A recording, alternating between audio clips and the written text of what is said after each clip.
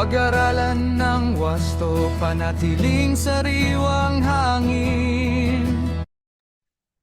Sa Section 11 ng DAO 2014-02 or Revised Guidelines for PCO Accreditation talks about renewal of PCO accreditation.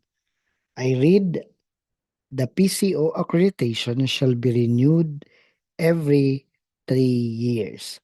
So, kapag meron kang certificate of accreditation, yan ay merong validity na 3 years. At in conformity with Section 11, such accreditation shall be renewed every 3 years. Ngayon, may lumabas na Memorandum Circular.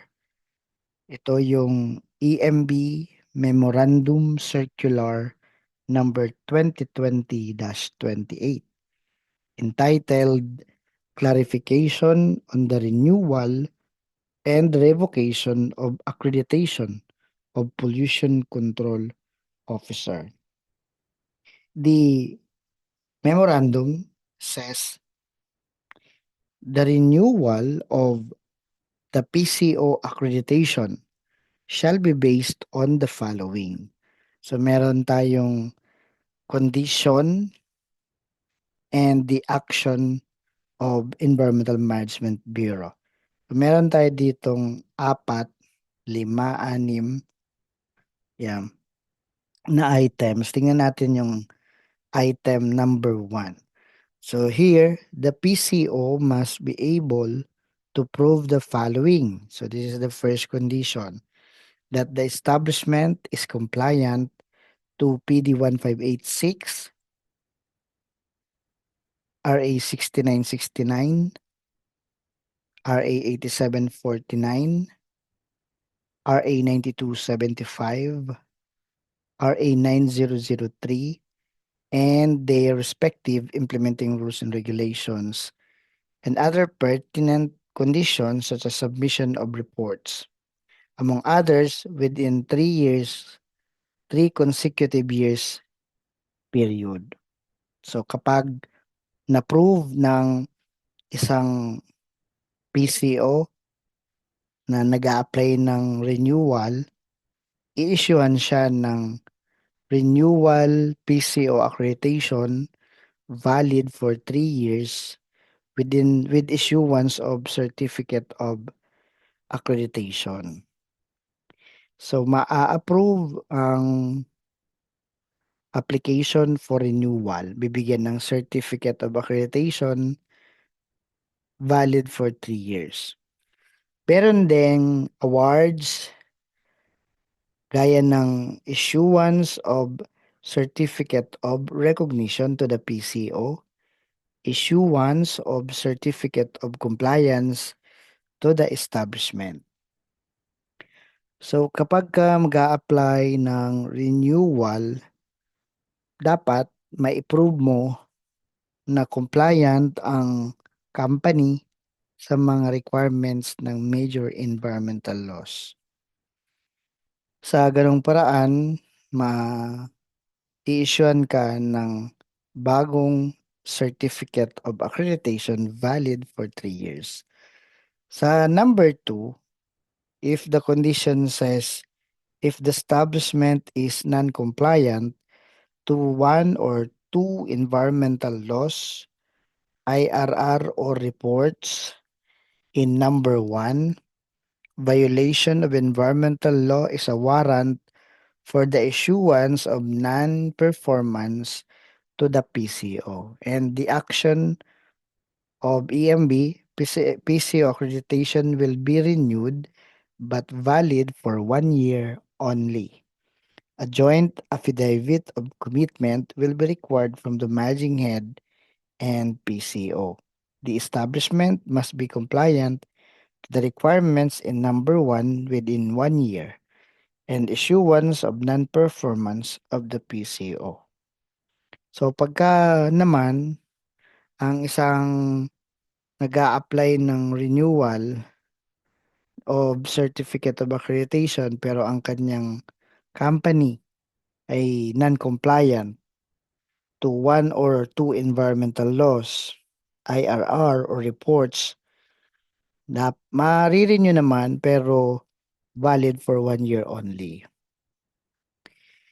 And sa loob ng isang taon, titingnan yung kanyang performance sa loob ng isang taon. Pagka walang violation sa loob ng isang taon, upon renewal ng kanyang accreditation, maaring makabalik yan sa regular validity period na 3 taon. Now, kapag magre-renew pala ng PCO accreditation, kung mapapansin mo dito,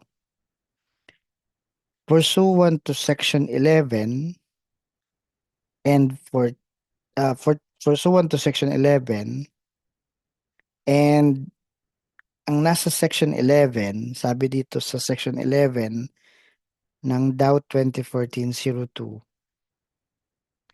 the PCO accreditation shall be renewed every 3 years provided that he or she has completed at least 40 hours of cumulative relevant PCO training. So dito sa Memorandum Circular 2020-28 na binibigyan ng clarification kung kailangan pa ba ng training ulit for renewal of accreditation. Kung i-interpret natin ito personally, hindi na nasambit dito yung training, kundi kailangan na lang ma-approve mo na compliant sa mga permitting, reporting, monitoring, etc. ang company. Well, di man sinabing hindi kailangan ng training pero hindi na yun yung focus dito. Kapag na-prove mo na compliant ang company, pa-issuean ka ng bagong accreditation.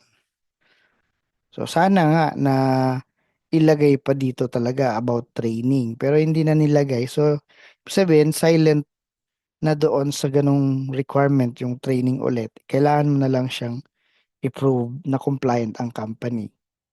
Malinaw naman yung sinabi dito. May issuean ka ng accreditation ulit, renewal, kung ma-prove mo na compliant ang company sa mga requirements ng environmental laws, HIRR, and other pertinent conditions such as reports, among others. Siguro pati na din yung testing. Kailangan yun ma-approve. So, yun ang sinasabi dito. Now, if you think na kailangan mo pa rin mag-refresh, wala naman nagsasabi na hindi kailangan yun. In fact, Section 11, nasasambit nga dito na provided that he or she has completed at least 40 hours of cumulative relevant PCO training as participant. So, mapapasin nyo, hindi naman sinabing basic training. Sinabi, relevant PCO training. So, if you think kailangan mo pa ng mga bagong kaalaman before mag-end ng training, attend ka ng mga training, relevant training. Pero hindi na yon ang focus sa renewal. Hindi gaya nung dati na for the first time application for accreditation, hahanapin talaga as the basic qualification requirement yung PCO training.